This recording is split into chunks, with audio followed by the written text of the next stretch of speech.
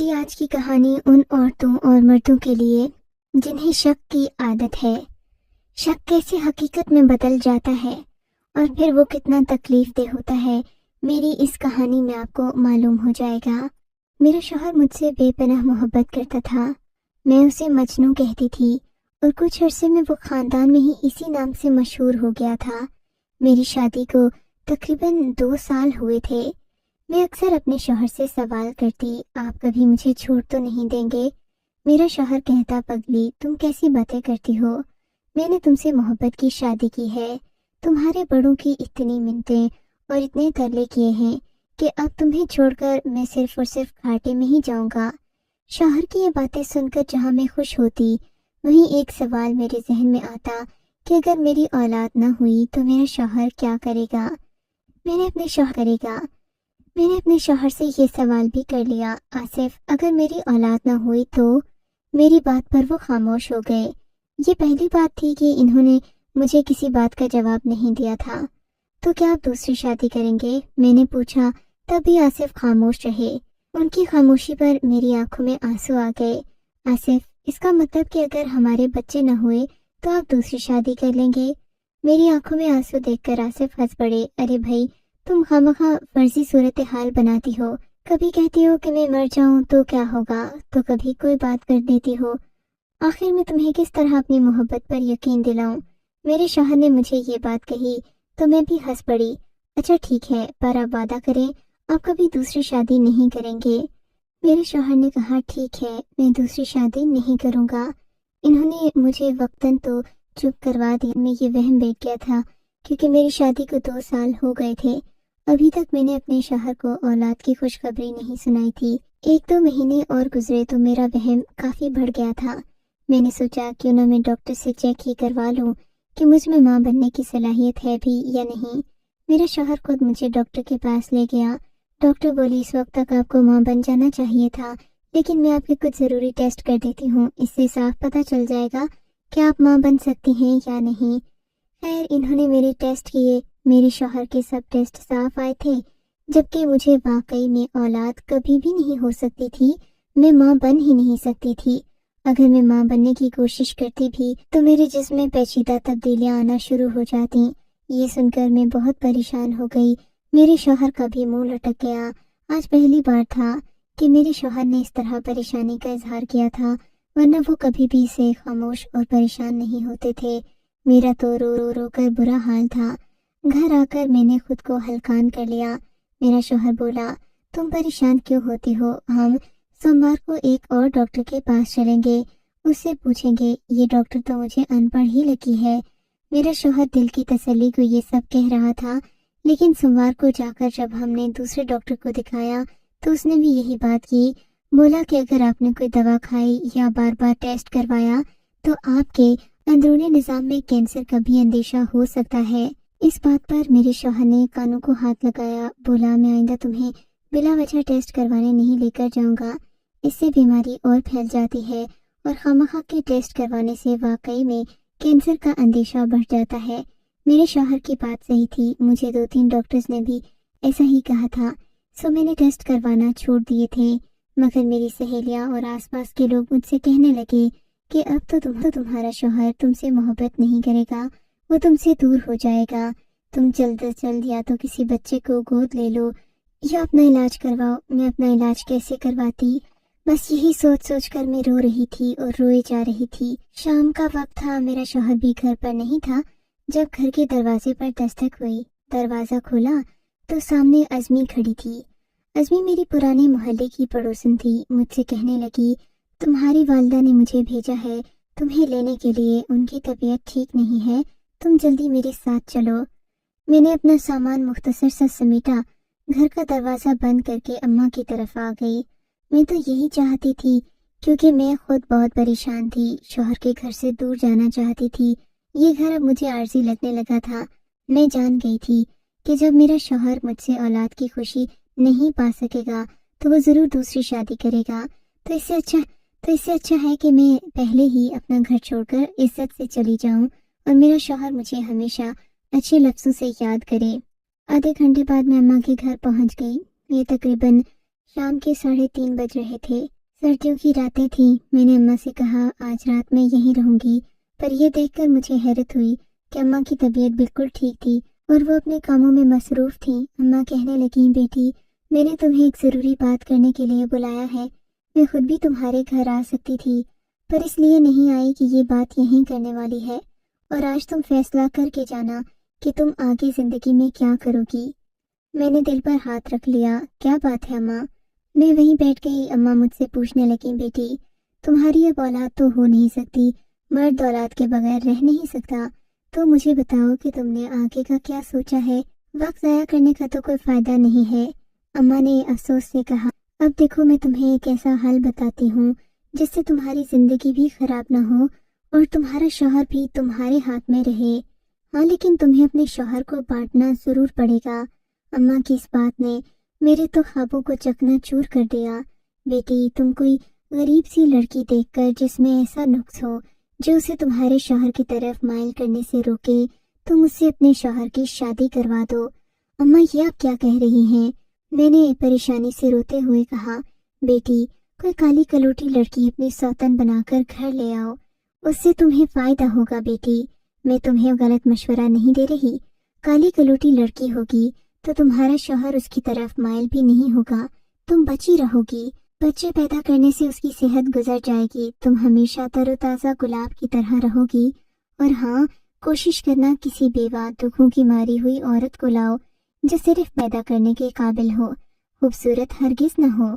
اماں کی یہ بات بھی اپنی جگہ ٹھیک تھی، پر کوئی کالی کلوٹی ہبشن ہی کیوں نہ ہو، میں اپنے شوہر کو اس کے ساتھ نہیں بانٹ سکتی تھی۔ دل چکنا چور ہو گیا تھا۔ اماں کی نصیحتیں اپنے پلوں میں باندھے میں اماں کے گھر سے واپس آ گئی تھی، کیونکہ میرے بھائی بھابھیوں کے غلام تھے اور وہ جب گھر آتے تو بہنوں کو کبھی سیدھی نظر سے نہیں دیکھتے تھے۔ میں اپنے شوہر کے گھر واپس گئی، وہی میری پناہ گاہ تھی۔ میرا شوہر واپس آیا، شام کو ہم لوگ کھانا کھانے بیٹھے۔ میرا بجھا بجھا چہرہ دیکھ کر بولا کیا ہوا جانے من، تم اتنی پریشان کیوں ہو؟ لگتا ہے کہ ڈاکٹر کی بات تم نے دل پر لے لی ہے۔ ارے مجھے نہیں بچے چاہیے، وہ بچے جو ہمیں ایک دوسرے سے الگ کر دیں، ان کو دنیا میں لانے کا کیا فائدہ ہے؟ میرا شوہر بار بار ہی مجھے تسلی دے رہا تھا، پر مجھے بھلا کیوں کر تسلی ہوتی؟ میں اچھی طرح جی، یہ صرف وقتی باتیں ہیں، کچھ عرصے بعد میرا شوہر بھی کوئی نہ کوئی عورت اسی وجہ سے گھر لے آئے گا کہ اسے بچے چاہیے ہوں گے، تب تو میری جوانی بھی ڈھل جائے گی، میں کیا کروں گی؟ میری اماں نے مجھے جو مشورہ دیا تھا میں اس پر غور کرنے لگی۔ میں نے اپنے شوہر سے کہا کیوں نہ میں آپ کی شادی کروا دوں؟ میرے شوہر نے یہ بات سنی تو بولا تم یہ کیسی باتیں کر رہی ہو؟ تمہارے علاوہ میں کسی کو دیکھنا بھی نہیں چاہتا، اور تم کہتی ہو کہ میں کسی عورت سے دوسری شادی کر لوں۔ میرا شوہر مان کے نہیں دے رہا تھا، اور مجھے پکا یقین تھا کہ ایک نہ ایک دن ایسا ضرور ہوگا۔ اب جبکہ میں ذہنی طور پر بھی تیار تھی، اگر ابھی ہو جاتا تو ٹھیک تھا۔ میں نے اپنے شوہر کو 10,000 بار یہ بات کہی، پر وہ کچھ نہیں بولا۔ اس نے کہا میں دوسری شادی نہیں کروں گا، ہاں البتہ ایک صورت ہو سکتی ہے، پر اس کے بارے میں ابھی یقین سے نہیں کہہ سکتا، تمہیں کل ہی بتاؤں گا۔ کل میں دفتر سے آؤں گا تو ہم دونوں اس کے پاس چلیں گے، وہ بچے نہ ہونے والے جوڑوں کو کوئی نہ کوئی مشورہ ضرور دیتی ہے، میں نے سنا ہے وہ بہت تجربہ کار ہے، تم اس کے پاس چل کر دیکھنا، تمہیں ضرور سکون ملے گا۔ میں نے اپنے شوہر کی بات مان لی، اور پھر 2 دن کے بعد وہ مجھے ایک ایسی جگہ لے کر گیا جو ایک پرانا ویران سا گھر تھا، مٹی کا بنا ہوا تھا۔ لگتا تھا یہاں بہت عرصے سے کوئی عورت رہتی ہے، کیونکہ گھر واقعی بڑے سلیقے سے سجایا گیا تھا۔ بہرحال میں اس عورت سے ملی، وہ بوڑھی سی تھی، کالی کلوٹی۔ مجھ سے کہنے لگی بیٹی اولاد نہ ہونا عورت کی سب سے بڑی کمزوری ہوتی ہے، پر اگر تم چاہو تو اپنے لیے کوئی نہ کوئی بچہ لے سکتی ہو جسے تم پالو۔ میں نے کہا اماں اس طرح تو معلوم نہیں ہوتا کہ اولاد حلال ہے یا ناجائز ہے۔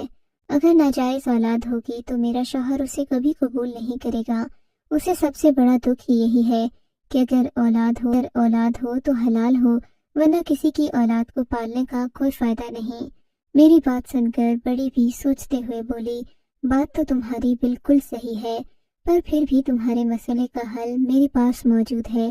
اگر تم چاہو میں اپنے کسی جاننے والے جوڑے سے کہہ دیتی ہوں کہ وہ عورت اپنی بچی کو تمہارے حوالے کر دے، میں نے کہا کوئی جاننے والا مجھے اپنی اولاد کیوں دے گا؟ یہ تو وہ لوگ ہوتے ہیں جو اپنی غلط کاریوں کا نتیجہ دوسروں کے گھروں میں تھما دیتے ہیں، ورنہ کوئی اپنی جائز اولاد کسی کو نہیں دیتا۔ اماں بولی بیٹی ایسی بات بھی نہیں ہے، کئی مرد ایسے ہیں جو بس بچے پیدا کرنے کے لیے ہی ہیں، ان کے پاس اپنے بچوں کو کھلانے کے لیے کچھ نہیں۔ تم ایسے کسی بچے کو گود لے لو جس کے پاس اپنے باپ کا سایہ نہ ہو۔ میں نے کہا لیکن ایسا کوئی مجھے نہیں معلوم۔ بولی کہ وہ میں تمہیں بتا دوں گی، تو کل تم اپنے شوہر کو بھیجنا، ان سے ملاقات کروا دوں گی، وہ ضرور یہ مسئلہ حل کر دے گا۔ میں کچھ امید لے کر گھر آئی تھی۔ میرا شوہر بولا میں اس عورت کو کافی عرصے سے جانتا ہوں، میں ایسا کروں گا کہ کسی غریب آدمی کو کہہ دوں گا کہ وہ اپنی اگلی اولاد ہمیں دے دے، 9 مہینے تک ہم انتظار کر لیں گے، بس اس کے بعد ہم بچہ لے کر اپنے گھر اور وہ اپنے گھر، پھر تو وہ ہمارے گھر بھی نہیں آئے گا اور اولاد بھی حلال کی ہوگی، اور پھر تم تو جانتی ہو میں کسی شریف جوڑے سے ہی بچہ لاؤں گا۔ گلی محلوں میں پھرتے بدکاری کرتے لڑکے لڑکیوں سے تھوڑی نہ بچہ لا کر پالوں گا۔ میرے شوہر کی بات بالکل بجا تھی۔ میں نے کہا جیسا آپ کہیں گے ہم ویسا ہی کر لیں گے۔ یوں اگلے دن وہ اس عورت کے پاس چلے گئے۔ عورت نے میرے شوہر کو کسی آدمی سے ملوایا۔ وہ گھر آئے تو بہت خوش تھے، بولے کہ میری بات ہو گئی ہے، اس آدمی کی بیوی ہمارے لیے بچہ پیدا کرے گی۔ وہ لوگ بہت غریب ہیں، ان کے پہلے بھی 7 بچے ہیں۔ میں نے اس کی بیوی سے کہا اسے کھانا پینا پھل فروٹ وغیرہ ہم دیا کریں گے، وہ بلکہ ہمارے ہی گھر میں رہے تو زیادہ اچھا ہے، ہم اس کی دیکھ بھال بھی کریں گے تاکہ بچہ صحت مند پیدا ہو۔ آدمی کو کوئی اعتراض نہیں ہے، وہ کہتا ہے بھلے سے تم میری بیوی کو لے جاؤ، مجھے تم لوگوں پر یقین ہے۔ ارے بھائی تمہارا شوہر ایک شریف انسان ہے جس پر ہر کوئی بھروسہ کرتا ہے۔ میں نے کہا ٹھیک ہے آپ اسے لے آئیے۔ اگلے دن میرا شوہر ایک ادھیڑ عمر عورت کو اپنے گھر لے آیا۔ وہ عورت پہلے سے ہی امید سے تھی۔ میں نے اسے بہت سے اچھے کمرے میں جگہ بنا کر دی۔ میں خوش تھی کہ چلو میرے شوہر کو یہ بات منظور ہے کہ وہ عورت ہمارے لیے بچہ پیدا کرے، ورنہ تو میں ادھوری ہی رہ جاتی اور وہ میرے اوپر سوتن لے آتا۔ 9 مہینے کیسے گزرے یہ میں بتا نہیں سکتی۔ میں نے اس عورت کی ہر ممکن خدمت کی، ایسے جیسے اس کے پیٹ میں میری اپنی اولاد ہو۔ 9 مہینے گزرے تو ہم لوگ بہت خوش تھے۔ میرے شوہر نے بھی گن گن کر دن گزارے تھے اور اب معلوم ہو رہا تھا کہ اسے بھی اولاد کی کتنی طلب تھی، پر میری وجہ سے وہ کوئی بات نہیں بولتا تھا کہ کہیں مجھے بری نہ لگ جائے۔ خیر ولادت کا وقت آ گیا تھا۔ میں نے ایک دائی اور ایک ڈاکٹرنی کو گھر پر ہی بلا لیا تھا۔ ان لوگوں نے مل کر بچے کی پیدائش میں مدد کی۔ میرا شوہر فوراً ہی کمرے کے اندر آ گیا۔ مجھے یہ کچھ مناسب نہیں لگا، پر میرے شوہر نے فوراً ہی بچے کو اپنی گود میں لے لیا، اسے صاف کر کے ایک دم تولیے میں لپیٹ کر اسے پیار کرنے لگا، اسے گود میں لے لیا جیسے یہ اس کا اپنا بچہ ہو۔ میں اپنے شوہر کی اس حرکت پر حیران رہ گئی تھی۔ مجھ سے زیادہ تڑپ تو میرے شوہر کو تھی، جبکہ وہ یہی کہتا تھا کہ مجھے بچوں کی کوئی پرواہ نہیں ہے۔ اس وقت مجھے ندامت کا شدید احساس ہوا کہ میرا شوہر اولاد کا ترسا ہوا تھا، اسے کوئی پرواہ ہی نہ ہو۔ میرا شوہر بولا کہ تم اسے دوسرے کمرے میں لے جاؤ، میں اس کے کان میں اذان دیتا ہوں، فی الحال میں ان لوگوں سے بات چیت کر لوں تاکہ یہ یہاں سے چلے جائیں۔ میں بچے کی خوشی میں بچہ لے کر دوسرے کمرے میں آ گئی۔ پھر میرے ذہن میں خیال آیا کہ آخر میرا شوہر ان 3 عورتوں سے کیا بات کر رہا ہے، حالانکہ بچہ تو ہم دونوں کو چاہیے تھا، پھر وہ ان عورتوں سے کہیں اگلے بچے کی بات تو نہیں کر رہا۔ میں بچے کو گود میں اٹھائے فوراً دوسرے کمرے میں گئی جہاں وہ عورت لیٹی ہوئی تھی۔ میں نے دروازہ کھولا تو دیکھا میرا شوہر مجھ سے نظریں چرا رہا تھا اور وہ عورت آنکھوں سے آنسو بہا رہی تھی۔ میں نے ان سے کچھ نہیں پوچھا کیونکہ عجیب سی خاموشی کمرے میں چھائی ہوئی تھی۔ مجھے دیکھ کر سب میری طرف دیکھنے لگے اور پھر ڈاکٹر بولی اب ہم سب کو چلنا چاہیے۔ دائی اماں چلیے، ہمیں اگلا کیس بھی تو کرنا تھا۔ یہ کہہ کر وہ سب مجھے نفرت سے دیکھتی ہوئی کمرے سے باہر نکل گئی اور میں اپنے شوہر سے سوال کرتی رہ گئی کہ انہیں کیا ہوا ہے۔ میرے شوہر نے کہا تم اس عورت کو جلد از جلد اس کے گھر چھوڑ آؤ۔ میں حیران تھی کہ بچہ پیدا کرنے کے بعد میرا شوہر کا رویہ بالکل ہی بدل گیا تھا۔ وہ چاہتا تھا کہ اس عورت کو جلد از جلد یہاں سے بھیج دیا جائے۔ میں نے کہا یہ ابھی نہیں جا سکتی، اسے کچھ عرصہ یہیں پر رہنے دو، اس نے ہمارے لیے اتنا بڑا کام کیا ہے، ہمارے لیے بچہ پیدا کیا ہے، ہم ایسے بے یارو مددگار نہیں چھوڑ سکتے۔ میں نے اس عورت کو 5 لاکھ روپے فالتو بھی دیے اور اسے کہا کہ تمہیں کچھ دن کے بعد اس گھر سے اپنے گھر چھوڑ آئیں گے۔ وہ عورت پھر بھی خوش نہیں تھی، آنسو بہا رہی تھی، شاید اسے اپنا بچہ دینے کا دکھ تھا۔ میں نے اسے پوچھنا بھی چاہا پر اس نے کوئی خاطر خواہ جواب نہیں دیا۔ پھر میں نے اپنے کمرے میں جا کر دیکھا، بچے کو لیے کمرے میں گھوم پھر رہا تھا۔ بولا کہ میں نے ابھی تک اس کے کان میں اذان نہیں دی۔ میں نے بولا تم کس بات کا انتظار کر رہے ہو، جلدی سے اس کے کان میں اذان دو ورنہ اچھا نہیں ہوتا۔ پھر میرا شوہر کہنے لگا میری یہ خواہش ہے کہ اس بچے کو نیم گرم پانی سے نہلا کر پھر اس کے کان میں اذان دو۔ میں نے کہا تم اس ننھی سی جان کو کیا وضو کرواؤ گے، ایسے ہی اذان دے دو۔ پھر میرا شوہر خود ہی نیم گرم پانی کے ٹب میں بچے کو نہلانے لگا۔ اس کا سر میں نے پکڑا ہوا تھا کہ میری نظر بچے کے پاؤں پر پڑی اور میں چونک گئی۔ یہ کیا ہے؟ میں نے بچے کا پاؤں غور سے دیکھتے ہوئے کہا۔ میرے شوہر کی نظر بھی اسی بچے کے پاؤں پر پڑی۔ وہاں پر ایک چاند کا نشان بنا ہوا تھا۔ یہ چاند کا نشان دیکھ کر میں شک میں پڑ گئی تھی۔ میری تو جیسے سر پر آسمان آ گرا۔ میں نے اپنے شوہر کی طرف دیکھ کر کہا ایسا نشان تو آپ کے بائیں پاؤں پر بھی ہے، آخر اس کی کیا وجہ ہے؟ میرا شوہر میری بات سن کر سر پکڑ کر بولا اب میں کیا کروں؟ اگر میرا اور اس کے پاؤں پر ایک ہی نشان ہے تو اس میں میرا کیا قصور ہے؟ میرا شوہر مجھ سے الجھنے لگا۔ میں نے کہا آپ کو غصہ کرنے کی ضرورت نہیں ہے، ابھی تو ہمارے بچے نے آنکھیں بھی نہیں کھولی، سو ہمیں لڑنا نہیں چاہیے۔ خیر بچے کے کان میں اذان دے دی گئی۔ میرا شوہر بچے سے بہت زیادہ محبت جتا رہا تھا، مگر ایک بات جو مجھے سمجھ نہیں آ رہی تھی وہ تھی میرے شوہر کی اس بچے کے ساتھ مشابہت۔ میں اسے دیکھتی تو لگتا جیسے یہ بچہ کسی اور کا نہیں بلکہ میرے شوہر کا ہو۔ میری وہم کرنے کی عادت تو شروع سے تھی۔ میں اب رفتہ رفتہ زیادہ شک کرنے لگی، یہاں تک کہ میرا ذہن پاگل ہونے لگا۔ میں نے بچے کی پرورش شروع کر دی تھی، ساتھ ہی میں اس عورت کا بھی خیال رکھتی۔ اس کی طبیعت ٹھیک نہیں رہتی تھی پر میں اس بچے کو دیکھ کر سوچتی کہ آخر یہ کس پر گیا ہے۔ اس کی آنکھوں کا رنگ بھی میرے شوہر کے جیسا تھا۔ تبھی میں نے سوچ لیا کہ میں ڈاکٹر سے اس بچے کا ضرور پتہ کروں گی کہ یہ بچہ آخر میرے شوہر کا ہے یا پھر اس عورت کے شوہر کا۔ لیکن اس کے لیے مجھے پہلے عورت کے شوہر کا بھی تو ٹیسٹ کروانا تھا۔ میں نے اس سے کہا بی بی کیا مجھے تمہارے شوہر کا ٹیسٹ مل سکتا ہے؟ بولی کیسا ٹیسٹ بی بی؟ میں نے کہا میں یہ جاننا چاہتی ہوں کہ یہ بچہ تمہارے شوہر کا ہے یا نہیں۔ میری بات سن کر وہ رونے لگی، بولی تم جیسی خوش قسمت عورتیں نہ جانے کیوں اتنا شک کرتی ہیں، اگر تمہاری جگہ میں ہوتی تو ایسے شوہر کو سجدہ کرتی۔ میں نے اس کی بات سن کر کہا تم اتنی فلسفی مت چھاڑو، اپنے شوہر کی بتاؤ کہ میں اس کا ٹیسٹ کیسے لے سکتی ہوں۔ میری بات سن کر وہ رونے لگی کہ بولی بی بی میں تو بہت پہلے بیوہ ہو گئی تھی۔ یہ سن کر میں چونک گئی۔ میں نے کہا اگر تم بیوہ ہو گئی تھی تو پھر یہ بچہ کیسے پیدا کیا؟ رونے لگی، میرے آگے ہاتھ جوڑ کر بولی اس میں میرا کوئی قصور نہیں ہے بی بی، تمہارے شوہر نے مجھ سے نکاح کیا تھا اور اب میں اس کے بچے کی ماں بھی بن گئی ہوں۔ میرے سر پر تو آسمان آ گرا۔ عورت اتنی بری بھی نہیں تھی، شکل کی بھی اچھی تھی اور اس کی آواز بھی خوبصورت تھی۔ میں اس کی بات سن کر رونے لگی تو وہ بولی تم کیوں رو رہی ہو؟ تمہارے شوہر سے نکاح کر کے میں کون سی تمہاری سوتن بن گئی ہوں؟